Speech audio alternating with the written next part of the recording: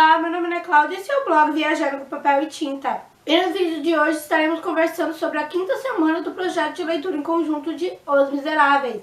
Então, vamos começar?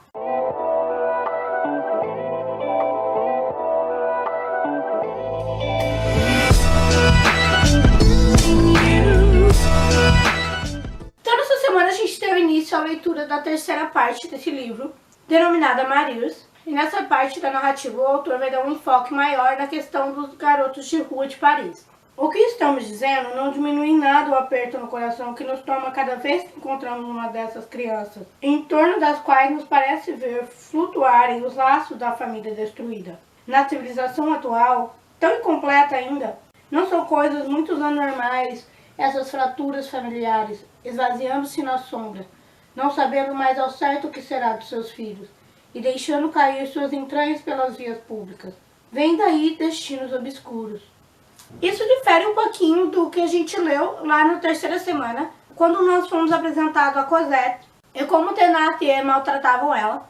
O autor diz a seguinte frase: uma menina sem boneca é quase tão infeliz e tão completamente impossível como uma mulher sem filhos. Isso acaba diferindo um pouquinho dessa questão da discussão e também do retrato que ele faz dessas crianças, dessas famílias quebradas, que estão pouco se importando para onde essas crianças estão, como elas estão. Então é algo para a gente parar e refletir. É incrível como algo escrito há quase 200 anos permanece tão atual. Só abrindo parênteses, essa parte me lembra bastante uma discussão que está bastante em voga hoje em dia, que é a questão da maternidade compulsória. Que é como se a mulher tivesse a obrigação de ser mãe, de querer ser mãe. Eu, por exemplo, eu não tenho essa mínima vontade.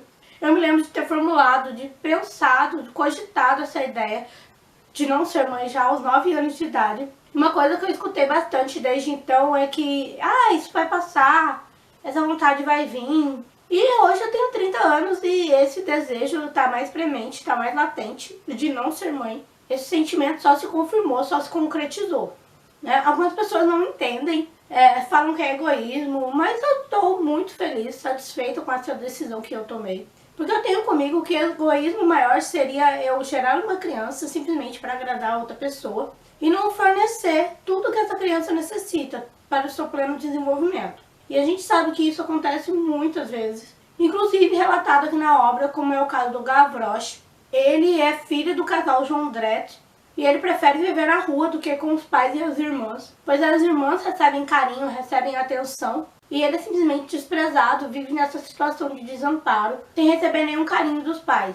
Então isso sim eu considero egoísmo. Esse casal e as suas filhas moram onde Jean Valjean morou com Cosette, quando ele a tirou da casa dos Thénardier. Agora o local está sob uma nova direção. Nós não temos muita informação sobre esse casal, a não ser que eles estão realmente numa situação financeira muito complicada. Eles já estão devendo 2 meses de aluguel e um dos seus vizinhos, o Marius, acaba se propondo a pagar esse aluguel para eles. O narrador ele passa a contar um pouquinho da história do Marius. O Marius é um jovem estudante, ele é neto do senhor Gillenormand. Esse senhor ele se orgulha de suas várias peripécias durante a sua juventude, de ter tido vários relacionamentos extraconjugais. E oficialmente ele casou 2 vezes.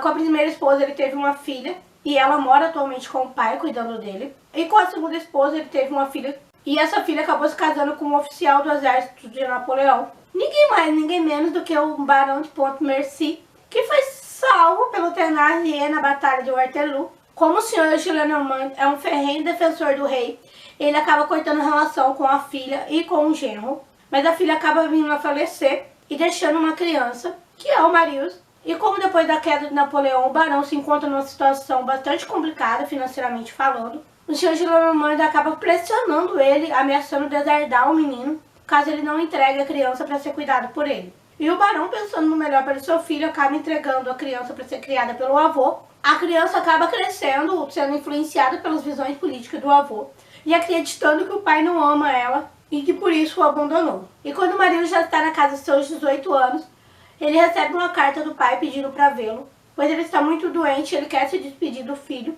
Marius não dá muita importância, ele acaba indo ver o pai, só que ele chega tarde demais, pois o pai já tinha falecido. E eis que entra em cena uma das coincidências do Victor Hugo, o que pode incomodar alguns leitores, pois Marius ele vai a uma igreja e chega um senhor e pede que ele se retire daquele local, pois é o local onde ele vai assistir os ofícios, fazer as suas orações.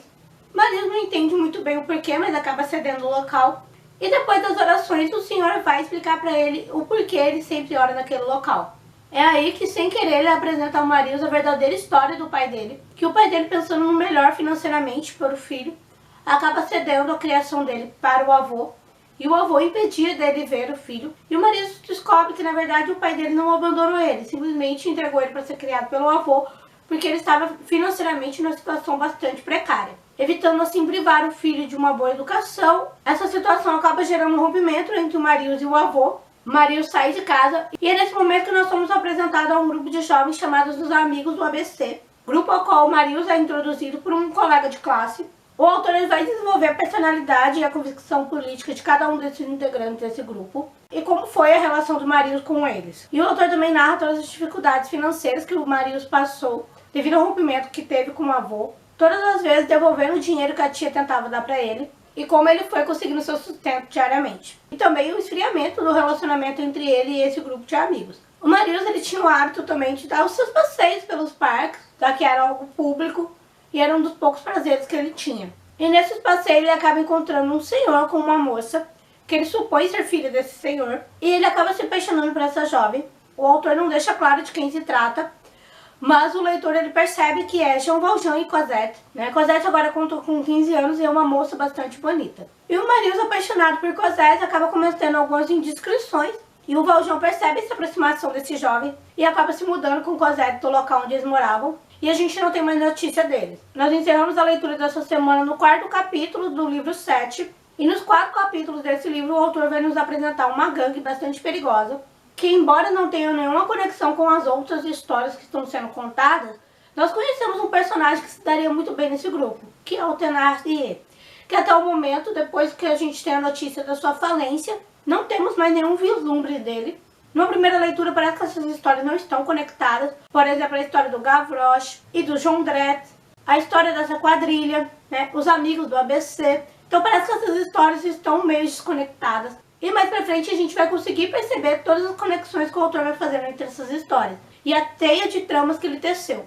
É incrível, é sensacional. Então nessa terceira parte a gente consegue perceber toda essa conexão que o autor vai fazendo com as suas narrativas. Fantine, que é mãe de Cosette, conhece o Valjean e também os Thénardier. A Cosette acaba se tornando o interesse amoroso do Marius, que é filho do Barão de Pontmercy, que foi salvo pelo Thénardier. E como pra mim isso é uma releitura, eu consigo já fazer outras conexões, que se eu contar aqui vai ser spoiler pra quem tá lendo pela primeira vez. Então é aqui que a gente encerra a leitura dessa quinta semana. Chegamos à metade do livro. Me conte aqui nos comentários o que você tem achado da leitura. Beijo e até a próxima. Tchau!